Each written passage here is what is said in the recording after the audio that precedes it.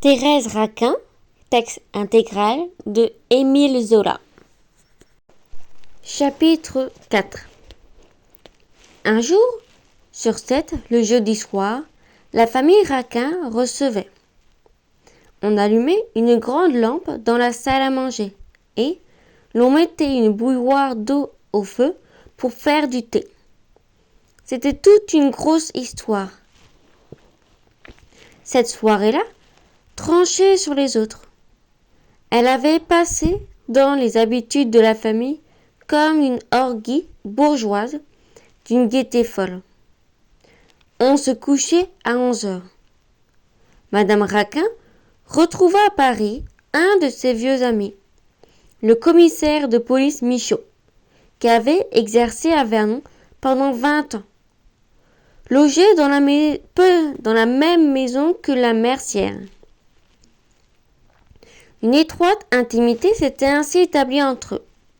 Puis, lorsque la veuve avait vendu ses fonds pour aller habiter la maison du bord de l'eau, ils s'étaient peu à peu perdus de vue. Michaud quitta la province quelques mois plus tard et vint manger paisiblement à Paris, rue de Seine, les 1500 francs de sa retraite. Un jour de pluie, il rencontra sa vieille amie dans le passage du Pont-Neuf. Le soir même, il dînait chez les Raquin. Ainsi furent fondées la réception du jeudi. L'ancien commissaire de police prit l'habitude de venir ponctuellement une fois par semaine. Il finit par emmener son fils Olivier, un grand garçon de 30 ans, sec et maigre, qui avait épousé une toute petite femme, lente et maladive. Olivier, occupé à la préfecture de police un emploi de 30 000 francs, dont Camille se montrait singulièrement jaloux, était commis principal dans le bureau de la police d'ordre et de sûreté.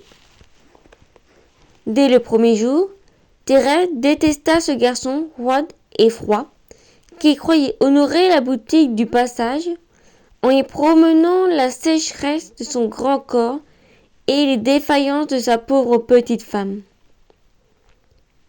Camille introduisit un autre invité, un vieil employé du chemin de fer d'Orléans. Crivette avait 20 ans de service, était premier commis et gagnait 2100 francs. C'était lui qui distribuait la besogne aux employés du bureau de Camille, et celui-ci lui témoignait un certain respect. Dans ses rêves, il se disait que Grivier mourrait un jour, qu'il le remplacerait peut-être au bout d'une dizaine d'années. Grivet fut enchanté de l'accueil de Madame Raquin, qui revint chaque semaine avec une régularité parfaite. 6 mois plus tard, sa visite du jeudi était devenue pour lui un devoir. Il allait au passage du Pont-Neuf, comme il se rendait chaque soir, chaque matin, à son bureau, mécaniquement par un instinct de brute. Dès lors, les réunions devinrent charmantes. À 7 heures, Madame Raquin allumait le feu, mettait la lampe au milieu de la table, posait un jeu de dominos à côté, essuyait le service à thé qui se trouvait sur le buffet. À 8 heures précises, le vieux Michaud et Grivet se rencontraient devant la boutique, venant l'un de la Seine, l'autre de la rue Mazarine. Ils entraient et toute la famille montait au premier étage. On s'asseyait autour de la table. On attendait Olivier Michaud et sa femme, qui arrivait toujours en retard. Quand la réunion se trouvait au complet, Madame Raquin versait le thé. Camille vidait la boîte de dominos sur la toile cirée. Chacun s'enfonçait dans son jeu. On n'entendait plus que le cliquetis des dominos. Après chaque partie, les joueurs se querelaient pendant 2 ou 3 minutes.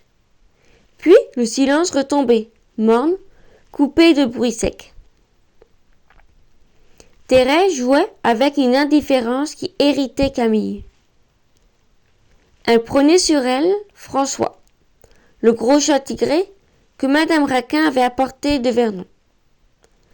Elle le caressait d'une main, tandis qu'elle posait les dominos de l'autre. Les soirées de jeudi étaient un supplice pour elle. Souvent elle se plaignait d'un malaise, d'une forte migraine, afin de ne pas jouer, de rester là, oisive, à moitié endormie. Un coude sur la table, la joue appuyée sur la paume de la main. Elle regardait les invités de sa tante et de son amie, et de son mari. Elle les voyait à travers une sorte de brouillard, jaune et fumeux, qui sortait de la lampe. Toutes ces têtes-là l'exaspéraient. Elle allait de l'une à l'autre avec des dégoûts profonds, des irritations sourdes. Le vieux Michaud étalait une face blafarde, tachée de plaques rouges. Une de ces faces mortes de vieillard tombé en enfance. Grévé avait le masque étroit, les yeux ronds, les lèvres minces d'un crétin. Olivier, dont les os perçaient les joues, portait gravement sur un corps ridicule une tête roide et insignifiante. Quant à Suzanne, la femme d'Olivier, elle était toute pâle, les yeux vagues, les lèvres blanches, le visage mou. Et Thérèse ne trouvait pas un homme, pas un être vivant parmi ces créatures grotesques et sinistres avec lesquelles elle était enfermée. Parfois, des hallucinations la prenaient. Elle se croyait enfouie au fond d'un caveau, en compagnie de cadavres mécaniques, remuant la tête, agitant les jambes et les bras, lorsqu'on tirait les ficelles. L'air épais de la salle à manger l'étouffait. Le silence frissonnant, les lueurs jaunâtres de la lampe la pénétraient d'un vague effroi, d'une angoisse inexprimable. On avait posé en bas, à la porte du magasin, une sonnette, dont le tintement aigu annonçait l'arrivée des clientes. Thérèse tendait l'oreille. Lorsque la sonnette se faisait entendre, elle descendait rapidement, soulagée, heureuse de quitter la salle à manger. Elle servait la pratique avec lenteur. Quand elle se trouvait seule, elle s'asseyait derrière le comptoir et demeurait là le plus possible, redoutant de remonter, goûtant une véritable joie à ne plus avoir Grivet et Olivier devant les yeux. L'air humide de la boutique calmait la fièvre qui brûlait ses mains. Et elle retombait dans cette rêverie grave qui lui était ordinaire. Mais elle ne pouvait rester longtemps ainsi. Camille se fâchait de son absence. Il ne comprenait pas qu'on pût préférer la boutique à la salle à manger, le jeudi soir. Alors il se penchait sur la rampe, cherchait sa femme du regard. « Eh bien, cria-t-il, que fais-tu donc là? Pourquoi ne montes-tu pas? Grivet a une chance de diable, il vient encore de gagner. » La jeune femme se levait péniblement et venait reprendre sa place en face de vieux Michaud, dont les lèvres pendantes avaient des sourires écœurants. Et, jusqu'à 11 heures, elle demeurait affaissée sur sa chaise, regardant François, qu'elle tenait dans ses bras, pour ne pas voir les poupées de carton qui grimaçaient autour d'elle.